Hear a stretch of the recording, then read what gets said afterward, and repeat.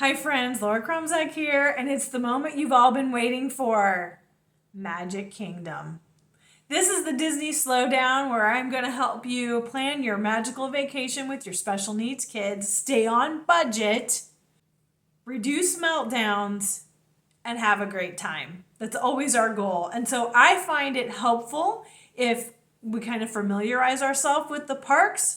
We're going to walk around Magic Kingdom, traveling by map again. Still no Muppets in this park, only Hollywood Studios.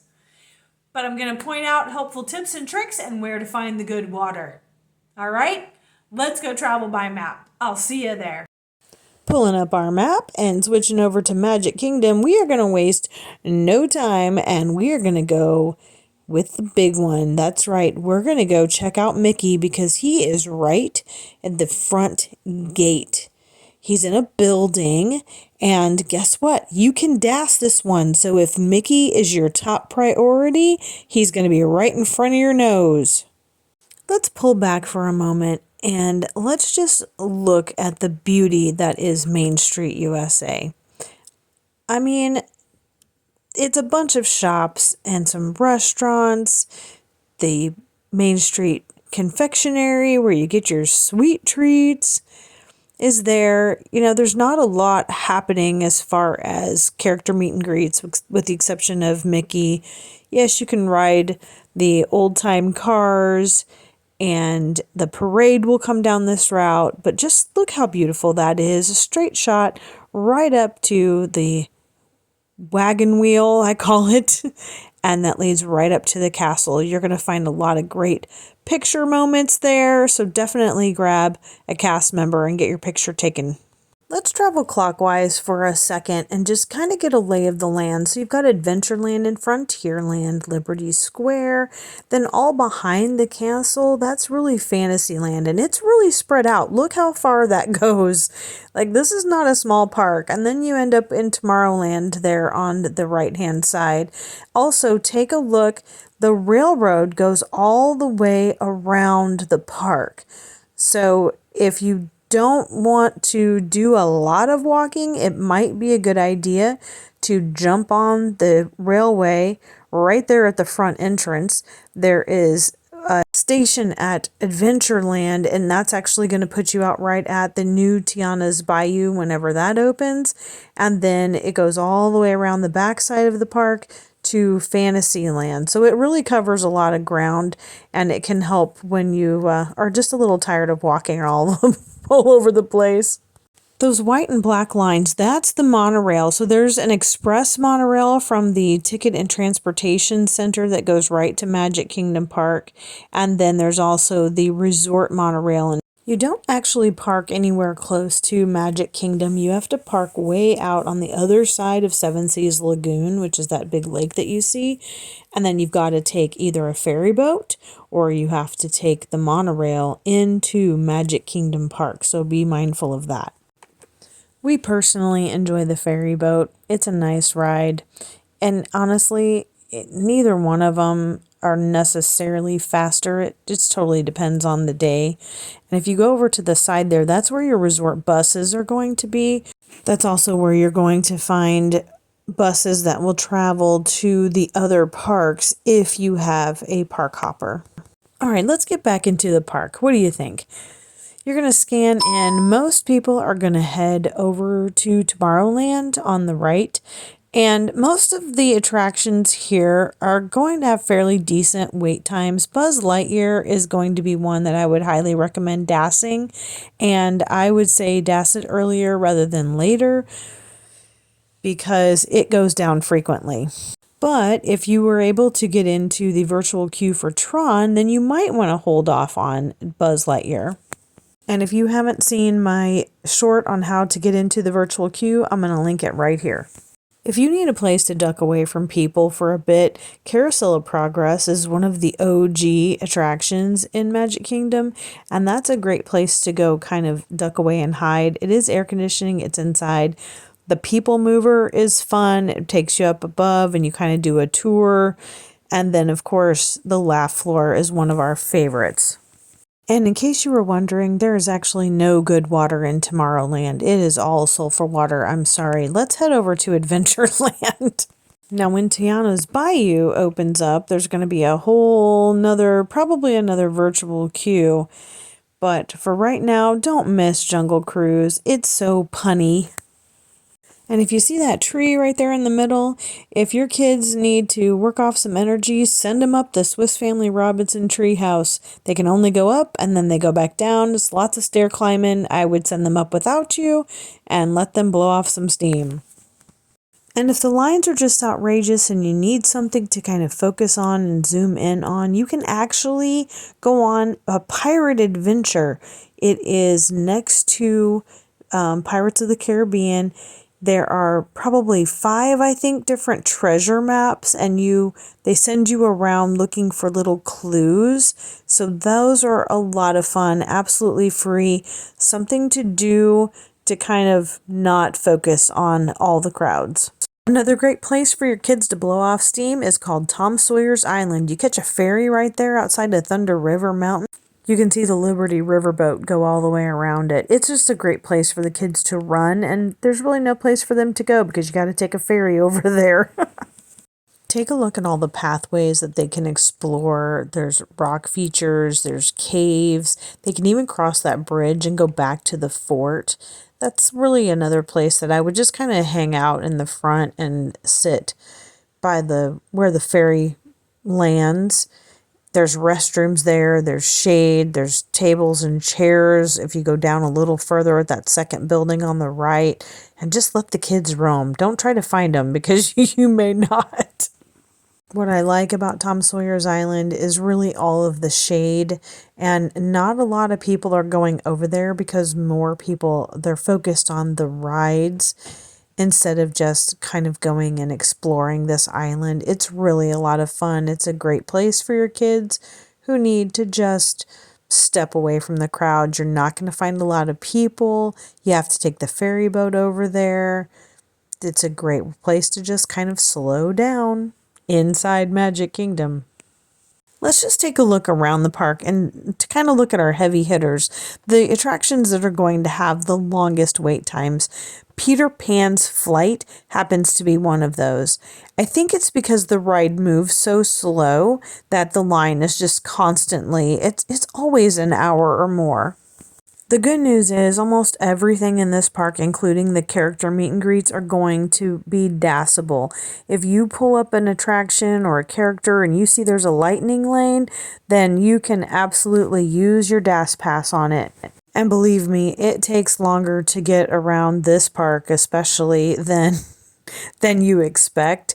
So don't stress out and don't worry about trying to get on the most popular ride, because you will get there and it's not even going to be a problem. Seven Dwarfs Mine Train is exactly one of those.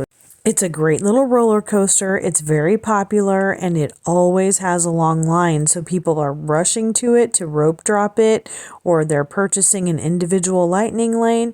You don't have to do that with DAS. You can totally slow down. When you scan into the park, just focus on what's right in front of you.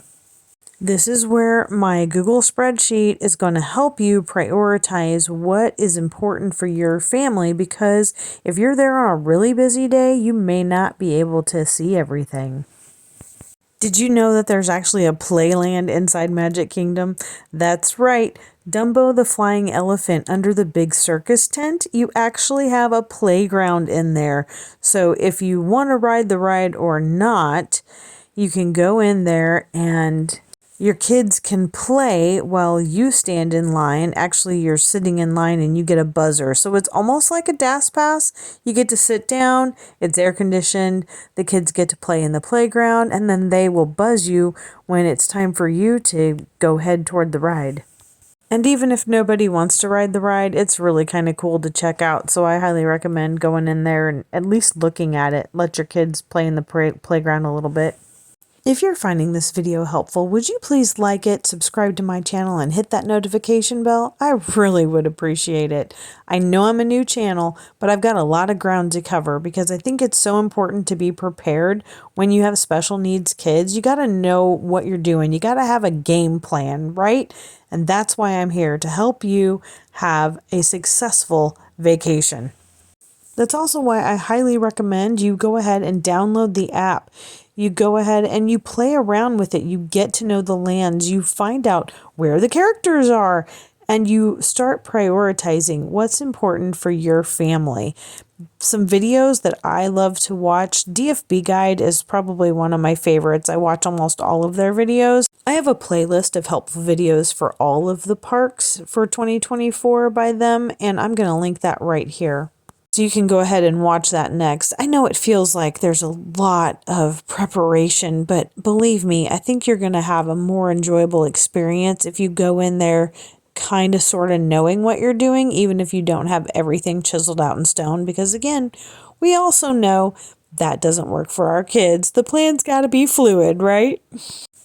And maybe all you get to do is meet a bunch of characters and ride the teacups. That's okay, because I think the point of Magic Kingdom especially is to let your kids wander around in awe that they are meeting these characters that they've seen only on TV and they're in the stories. I think that's the best part. I know that my oldest, she was 4 when we took her, and she was just so impressed that the princesses could speak to her. Because the other characters like Winnie the Pooh and Tigger or Mickey and Minnie Mouse or Pinocchio and Geppetto, they all had masks and they couldn't talk. It's moments like that that you are going to remember and you're going to cherish, and you're going to have the pictures, not how many times you got to ride Seven Dwarfs Mine Train or if anybody was willing to go ride Haunted Mansion with you. And this is why I want to organize a mom trip, because we stay focused on our kids so much when we're in these parks that we definitely need a trip all to ourselves. Are you coming? Are you going to join me? Let's take a quick look at the entertainment in Magic Kingdom. You're going to find a lot of it, but it's not necessarily going to be in the form of shows in a building. You are going to have Streetmosphere, you have parades, and the parades have different names. So even like the cavalcade, which you may see in another park, which means they're kind of on a boat floating by. This is walking right down Main Street. So what I want you to be aware of is that the pathways are going to get crowded whenever these parades are going on, and streets are going to be blocked. So it may prove challenging to get around. People are going to start lining up for the show at the castle or the parades, and most definitely the fireworks. They are going to start lining up 30 minutes, an hour early. I mean, I know hour and a half early is not really too early for the fireworks show if you want to see everything that's going on at the castle as well as the fireworks. So be mindful of that. And when the cast members start laying down the tape to block off the pathways so the parades can come through, people are going to start paying attention, and they're going to stand there and they're going to wait for the parade to come in, and it could be an hour. And when the fireworks are happening, right behind the castle is going to be blocked off. So you can go to either side of the castle, but you can't cut behind the castle when the fireworks are happening. If fireworks are important to your crew, then that's a great time to grab a snack or even your meal. Refresh your water, sit down, find a place to just kind of chill out for a couple hours and wait for the fireworks show to start. Let's take a look at the dining options. Now, if we like to snack around the park, and if we're going to have a meal, then we do try to plan that ahead, and I try to get it at a place where it's going to be mobile order available, because the lines are going to be long. You're going to find a few places where you're going to have to wait, or the wait's not going to be that terrible. So you want to check out your snacks, because each area is going to have something different. I want to show you a mobile order really quick. So you can pull up any restaurant that has mobile order. You select your time, you put your items in your cart. Now here's one thing, if you have the Disney dining plan and you add a $1 cup of cheese, you definitely want to make sure that it does not take that $1 cup of cheese as a snack, because your snack target price should be about $6. So just side note there. When you get over to the payment page, you're actually going to default to your credit card, but right above the credit card, you're going to be able to add another payment method, and that will be your Disney gift card. Now, if you have it on hand and you want to scan the barcode, that is an option.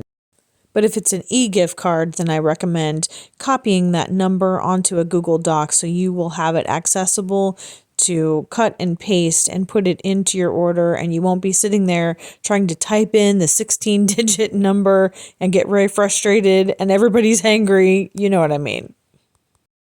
Let's move on over to Tomorrowland. There's a building over there that's almost always empty because this is where your dessert parties are happening for the fireworks show. There's also some really nice restrooms in there. Hardly anybody goes there because there's no reason to go there. But it's a nice place to kind of sit down and relax, and a bathroom that is hardly ever used. While we're in Tomorrowland, let's go ahead and go to the Lunching Pad, which is a popular quick service place. You're going to be able to find some hot dogs, but this is also where you get that nasty Mickey pretzel. And can you please just trust me on this? These things are so gross. They're dry. The cheese sauce that they serve with them is packaged cheese, and it's really kind of disgusting. So if you want a better cheese sauce and a better pretzel, you could try, sometimes this place will have the warm stuffed pretzel with cream cheese. That's going to be a sweet one. At Cheshire Cat, they will have the savory one with a mild pepper jack cheese inside. Those are very tasty. But for the love of all that is good and holy, please do not get the Mickey pretzel. Now, I don't know what it is with the right side of the park, but you are not going to find good filtered water anywhere over there. And that includes parts of Fantasyland as well as Tomorrowland. If a quick service restaurant has fountain drinks, it will say assorted fountain sodas or something like that, then they should be able to give you filtered water. But for some reason, they don't, and Tomorrowland is horrible about that. Now, I have gotten good filtered water behind the castle in Friar Nook's, great for hot dogs, and they have the cheese that they will heat up and pump into a cup for you. So if you're going to get a hot dog there or a brat and potato barrels, then get the cheese for sure. Gaston's, where that awesome cinnamon roll is out, that's where you can also get good water. I have gotten it over in Adventureland. I think it was Pecos Bill. No problems. But for some reason, Tomorrowland, so maybe sulfur water is the wave of the future. I don't know. Magic Kingdom is definitely where you're going to be able to find your most, normal food, your burgers and fries, your hot dogs, things like that. Chicken strips and fries. You're going to find them in more locations all over this park than any of the other parks. And honestly, the prices are not terrible. We got 4 chicken strips and fries at Pinocchio's Village House, and I think it was like $12.95. That's not a bad price. But it is a lot of food, and we kind of like to just snack. So we'll pick up a meal or two and split it between, our group of 3, 4, or 5 of us.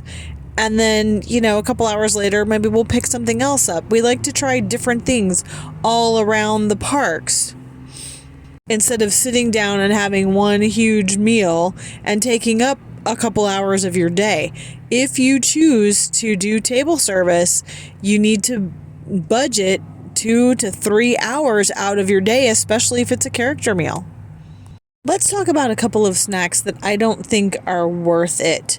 Back of the Cheshire Cat, the cattail, that is a chocolate-filled pastry. So if you've ever been to Panera and you've gotten the chocolate croissant, yeah, that's what it is, but it's smaller and it's more expensive. So I would skip on the cattail, but I definitely would go over to Gaston's and get that big old cinnamon roll. Everybody can totally be satisfied with that thing. It's absolutely huge. Another thing that I don't think is worth it are the spring rolls. Yes, they're good, but they keep getting smaller and they keep raising the price. I have a short on how to make your own, and I'm going to link that right here. Make them at home, and then your kids are not going to want them in the park. Back to that Gaston cinnamon roll, though. Go ahead and ask for an extra cup of icing. Yeah, it's super sweet. Yeah, it's super gooey. Yeah, it already has a ton on there, but it's free, so you might as well.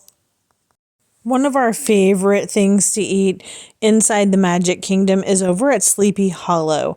They have a spicy chicken on a waffle with a broccoli slaw, I believe, and it's so good. And it's good together as well. And then we also like to get the hand-dipped corn dog. It is so huge. And I'm not really a French fry person, so any place where I can get something other than French fries, like those house-made chips, that's a win for me. Let's zoom in on that spring roll cart, shall we? It's not always easy to find, and I see a lot of people asking about it. Try them if you must, but I would say make them at home. Let's talk Dole Whip. Sunshine Terrace. That is a place where you want to go. You can get Dole Whip floats. You can get Dole Whip in the cone. My favorite is that Lava U, orange Dole Whip, strawberry soda, strawberry popping rocks, and guava syrup. It is totally worth it. Get everything. It's amazing. I was not a fan, however, of the coconut. I don't know if it was Dole Whip or ice cream. I think it was coconut ice cream. That coconut flavor tasted really fake and it was really strong and overpowering. I would just go for straight vanilla. And while I have never mobile ordered from here, I see that you can, and I think you probably should, because I've walked by it several times where there's been a long line. And whenever you have an ice cream stop or funnel cake, definitely mobile order those, because it just takes so much longer per person to prepare those orders. You will end up waiting a long time in line, and that's not why you came to Magic Kingdom, is it? Aloha Isle is the place where most people know that they serve Dole Whip inside Magic Kingdom. Sunshine Tree Terrace is kind of unknown. Now, they have similar items, but this is where you get that pineapple upside down cake with ice cream on it or Dole Whip on it. So I haven't tried that yet. I hear it's amazing. You'll see a little more adventurous eats over in Adventureland, Pecos Bill, Wayward Ho, and Tortuga Tavern. These have good water, so go ahead and ask for courtesy water. If they're not too busy, hopefully they will give you good water. Sleepy Hollow, sulfur water again. I don't know what's up with these people. When you're looking for food recommendations, this is where I definitely would be binge watching anything that DFB Guide puts out, and I would go to their website and I would look at all of their write-ups of every single quick service or snack cart, even table service if that's what you are booking for yourself or you're trying to decide if it's worth it. Go check out what the professionals do, because you do not want to spend a whole bunch of money on bad food. And I have playlists on my channel. I will link one here that just kind of gets you acclimated to the parks. It'll introduce you to some of the vloggers that I follow. Go check them out.